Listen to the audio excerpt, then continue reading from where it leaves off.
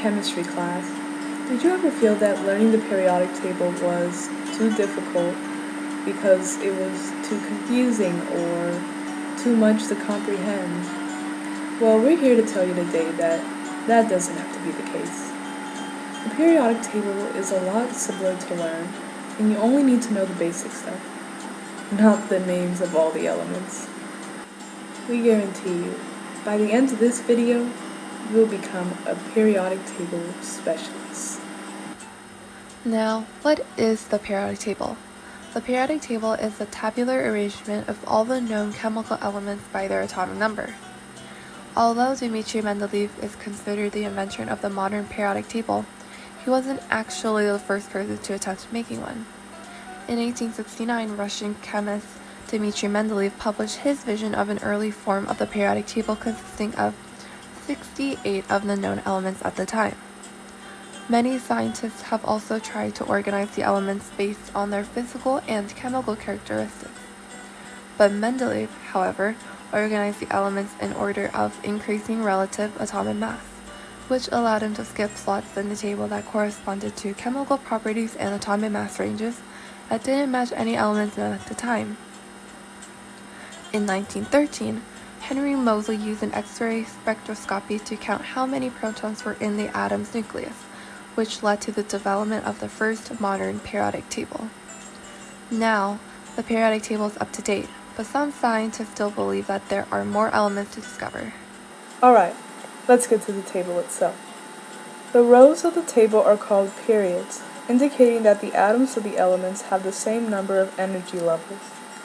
The columns of the table are called groups.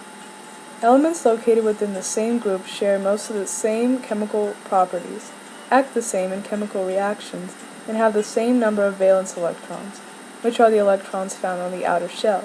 The elements in group 1, they are called the alkali metals. They start with lithium and end with francium. Although hydrogen is located in group 1, it is not considered an alkali metal because it is a gas, and it's located there because it has one valence electron. Hydrogen is still very important to our everyday life. It is used to make ammonia for fertilizers, used to make methyl alcohol, which is found in paints, varnishes, and cements, and of course, it is the main component of water, which is a component that has an extensive capability to dissolve a variety of molecules and acts as a life-sustaining force for all life on Earth. An example of an alkali metal is sodium. When reacted with chlorine, makes salt. Sodium also is necessary for the body because it controls blood pressure and blood volume. Your body also needs sodium for your muscles and nerves to work properly.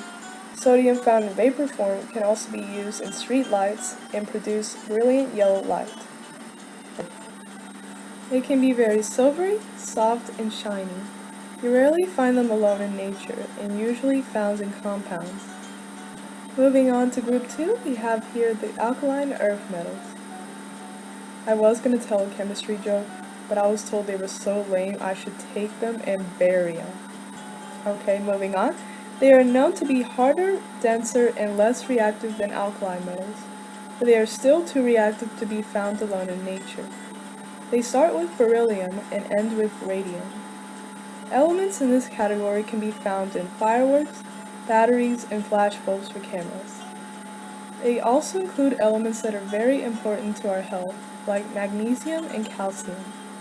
Next up, transition metals. Transition metals include elements with atomic numbers 21 through 112 in columns 3 to 12. They share similar physical properties with other metals, but their special trait is their ability to transition in charge when they form ions. They are also harder and less reactive than alkali and alkaline earth metals, and can exist alone in nature. Transition metals include many metals that come to mind right away, like iron, copper, and nickel. What don't we understand about copper? It makes perfect sense! Iron is used in construction and manufacturing industries. Nickel is used in manufacturing of stainless steel. And copper is used to make pennies and is used in electrical wiring. Included in the transition metals are the lanthanides and actinides. Lanthanides are the elements with atomic numbers 57 to 71. They are soft, rare earth metals, tending to have a silvery color and are difficult to extract from the environment. They are most helpful in the production of items such as glass and laser technologies. Actinides include elements with atomic numbers 89 to 103. They are man-made, so they do not occur in nature, and can have a silvery white luster in their metallic form. Elements in this series, like uranium and plutonium, can be radioactive and have been used to make nuclear weapons and found in nuclear power plants. Alright, the last of the metals. Post-transition. Post-transition metals span from groups 13 to 17. They are similar to transition metals, except they tend to be softer and conduct more poorly than other transition metals. Lead, an example of a post-transition metal, is used for things such as car batteries, weights for lifting, and ammunition.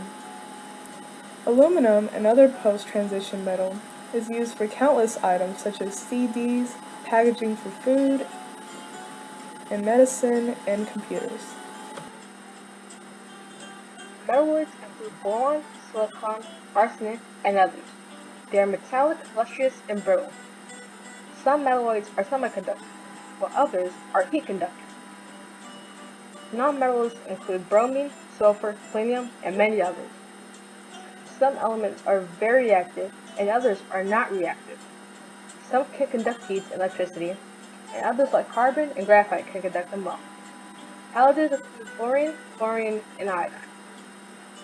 Halogens are highly reactive and have a high electronegativity nuclear charge. The elements have low melting and boiling points, are poor heat and electricity conductors, and have a brittle texture in their solid forms. Now I need to write some jokes, but I'm not in my element. Get it? Oh, no? Never mind. Noble gases include helium, neon, and argon. Like halogens, noble gases have low melting and boiling points, or lower than the previous group, and they have 8 valence electrons, so that means they really react with other elements and are stable. Silicon is used in contact lenses, explosives, and in high-temp waxes. Sulfur is used in gunpowder, fertilizers, and creates silicone, which is a sheet that is used for food packaging. Fluorine from halogens is used in swimming pools to destroy the bacteria in the pools, vehicles like planes and cars that help us be safe and comfortable, and in bleach, which disinfects clothes and surfaces. Helium is used in balloons, computer hard drives, airbags, and microscopes. Hey guys, did you hear the joke about cobalt, radon, and neutron? It was corny! Get it? To put it plainly, the periodic table is crucial to learn about, because even though you may not notice it, it is very crucial and important to have in our life. It is the thing we breathe. It's in the food we eat. The materials that we carry to go to school or work. It is all around us. If we didn't have oxygen, we couldn't breathe. There was no graphite, we couldn't write with pencils. If we didn't have potassium, our muscles wouldn't be that strong. And that's the periodic table. Here are some 10 fun facts about the periodic table. The periodic table is a tabular arrangement of the chemical elements by their atomic numbers. The periodic table organizes all the known elements. Although Dimitri Mendeleev is considered the inventor of the modern periodic table, he actually wasn't the first person to attempt to make one. In 1864, Lothar Meyer published a periodic table that described the placement of 28 elements. The majority of the elements are metal. Some elements are named after famous scientists, planets, or mythological figures. Some examples include asthenium, named after Albert Einstein, thorium, named after Thor, and titanium. The first elements that were discovered and are on the periodic table is copper, lead, gold, silver, iron, carbon, tin, sulfuric, mercury, and zinc. The last elements added were nihonium 113, Moscovium 115, Tennessee 117, and Afghanistan 118. Francium is considered the rarest element on Earth, and there are no more than a few ounces of it on Earth at any given time. The country of Argentina is named after the element silver, whose symbol is Ag, which is argentum in Latin. Carbon is unique in that it is known to form up to 10 million different compounds, which makes it very important to today's Okay, that is all for this video. We hope you enjoyed it, and please subscribe if you want to see more chemistry content.